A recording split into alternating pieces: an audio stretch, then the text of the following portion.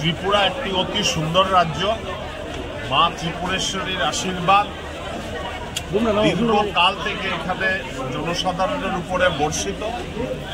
আমাদের দল ভারতীয় জনতা পার্টি বিগত ৬-৭ বছর থেকে এখানে সরকারে আছে এবং দল আমাকে দায়িত্ব দিয়েছে যে এই অঞ্চলের সঙ্গে মিলেমিশে এই অঞ্চলের জনসাধারণ দলীয় কার্যকর্তাদের সঙ্গে মিলে কাজ করার জন্য। আমি প্রাথমিকভাবে দলের সর্বস্তরের কার্যকর্তা, বিশেষ করে ত্রিপুরার আমার ভাইদের, আমার বোনদেরকে আমি ধন্যবাদ জানাই যে তারা আমাকে আদর আপ্যায়ন করেছেন এবং তারা হয়তো মন থেকে চেয়েছেন বলে আজকে জেপি নাড্ডাজি, বিএল সন্তোষজি এবং নরেন্দ্র মোদীজির মতন ভারতীয় জনতা পার্টির নেতৃত্ব আমাকে ত্রিপুরা সুন্দরীর পাদদেশে পাঠিয়েছেন।